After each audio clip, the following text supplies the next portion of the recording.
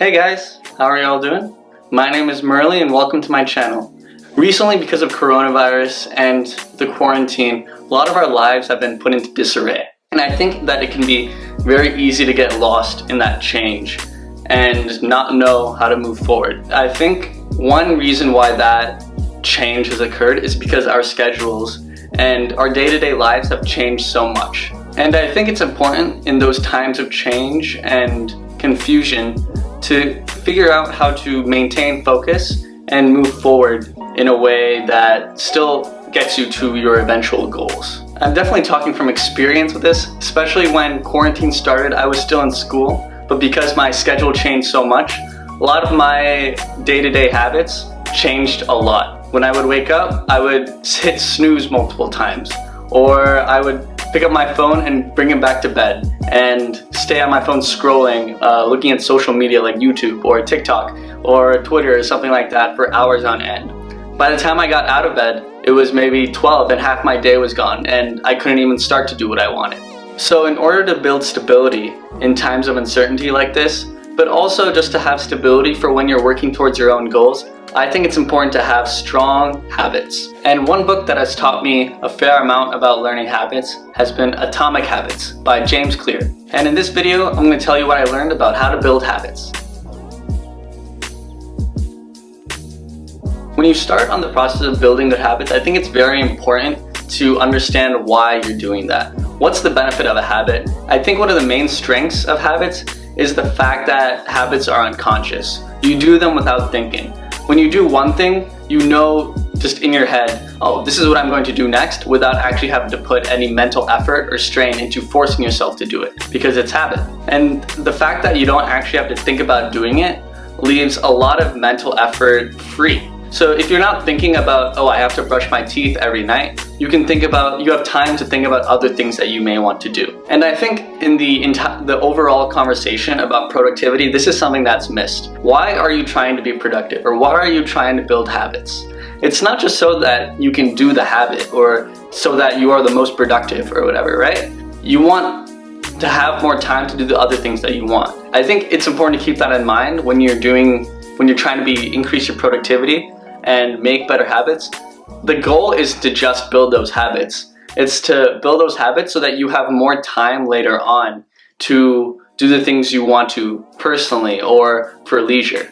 So if you're more productive at work, at the end of the day, you don't have to worry about doing more work at home, and you can spend time with your family or go out and do something you want, like watch a movie or relax or do something else. The first step towards building habits is to identify what habits you want to build. In order to identify those habits, you need to do a lot of reflection. James Clear uses a device called a habit score sheet or a scorecard. And essentially what this is he reflects on his day and writes down all of the activities that he did, all of the habits that he does. He wakes up, he turns off his alarm, he looks at his phone for a while, he goes to the bathroom, he then makes breakfast, and then he spends time on the computer or watching TV or something like that. So he writes down all of the activities that he does in a day. And then next to those activities, he evaluates them, whether or not they're beneficial or they're impairing his life. Next, once you look at the entire sheet as a whole, you can see what habits are good for you and what habits you may want to change. Also, you might be able to see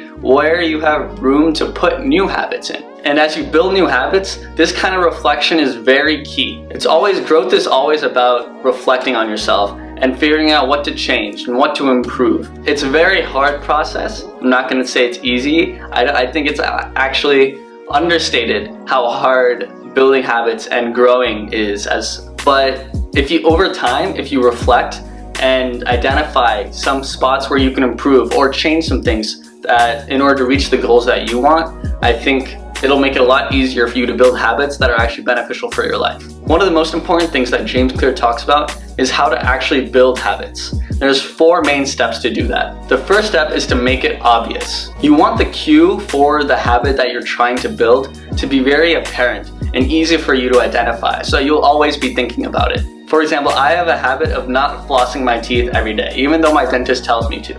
So in order to fix this habit, I put my dental floss right next to my toothbrush. So every night when I put my toothbrush down after brushing, I can just pick up my dental floss because I see it and I know, oh, this is a cue for my habit that I'm trying to build, and I'll just pick it up and then use it. The next step to building a good habit is to make it attractive.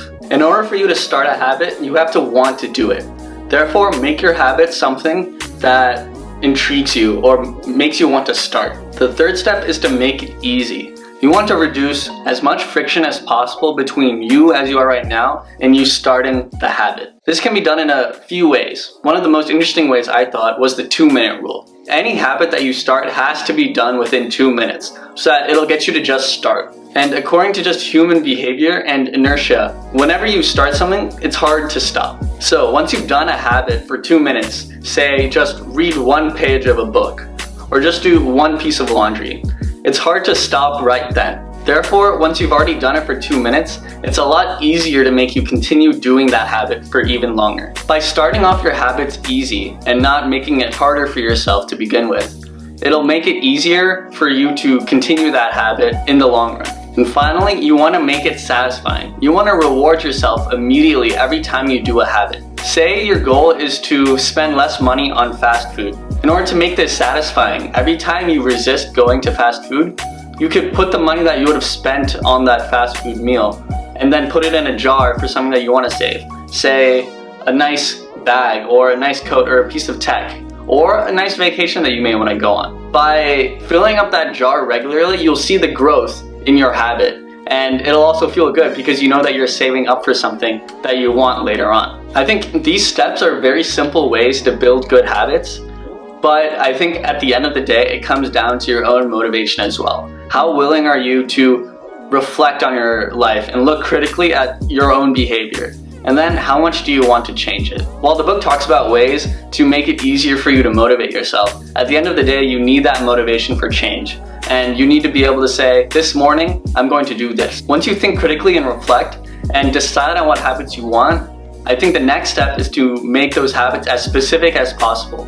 By saying, Monday at 3 p.m., I'm going to get up and do a full workout for 30 minutes. By making it very specific like that, you are more beholden to yourself and you have to be more accountable. Another way to help you build habits could be to tell the other people around you. By, say, telling a friend, hey, I'm going to do this at this time, and if I don't, I'll pay you $10. That sort of punishment reinforces you doing the habit, but also makes you more accountable to your friends. At the end of the day, you have to motivate yourself in order to get up and do the things that you want to do in order to make your life better and achieve your goals. I think it was a really good read, and I hope you read the rest of the book too. There's a lot of good examples and specifics on how to build certain activities and habits. Alright guys, thanks for watching this video. That's all the content for today, and I hope you enjoyed it.